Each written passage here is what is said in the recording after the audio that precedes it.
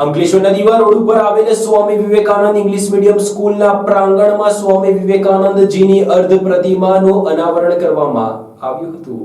અંકલેશ્વરની સ્વામી વિવેકાનંદ અંગ્રેજી તેમજ ગુજરાતી માધ્યમ સ્કૂલ સંકુલમાં આજે રાજકોટના રામકૃષ્ણ મિશનના સ્વામી નિખિલાનંદજીએ વિવેકાનંદની અર્ધ પ્રતિમાનું અનાવરણ કર્યું હતું। આ પ્રસંગે અંકલેશ્વર વિવેકાનંદ કેન્દ્રના નિયામક ડોક્ટર હરેશ શાહ, સ્કૂલના ટ્રસ્ટીઓ પીડી શ્રોફ, હરીશ જોશી, ડોક્ટર મહેન્દ્ર પંચાલ, ઉદ્યોગપતિ મનોજ આનંદપુરા સહિત વિવિધ શાળાના આચાર્ય ખાસ ઉપસ્થિત રહ્યા હતા। સ્વામી વિવેકાનંદ હાઈસ્કૂલના પ્રાંગણમાં આજે સ્વામી વિવેકાનંદની પ્રતિમાનું જે અનાવરણ થયું એ બદલ હું ખૂબ જ આનંદની લાગણી અનુભવું છું અને ખૂબ ખૂબ અભિનંદન આપું છું।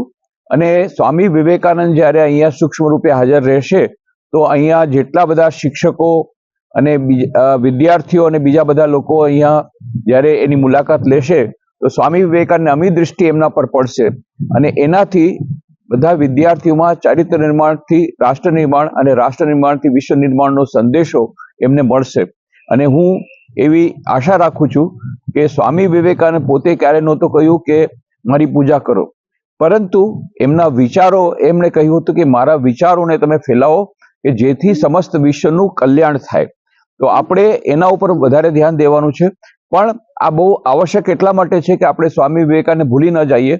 અને જ્યારે આપણા દેશમાં 12મી જાન્યુઆરી સ્વામી વિવેકાનંદ જન્મદિનને રાષ્ટ્રીય યુવા દિન તરીકે ઉજવે છે ત્યારે દરેક સ્કૂલના પ્રાંગણમાં આવી પ્રતિમા હોવી જોઈએ, જેથી વિદ્યાર્થીઓને એમનો સ્વામી વિવેકાનંદનો સંદેશો યાદ રહે અને તેઓ સ્વામી વિવેકાનંદનો મુખ્ય સંદેશ ચરિત્ર નિર્માણ, સર્વાંગી વ્યક્તિત્વ વિકાસ એને યાદ રાખી અને પોતાના જીવનમાં આગળ વધે, દેશને આગળ વધારે અને વિશ્વનું કલ્યાણ કરે।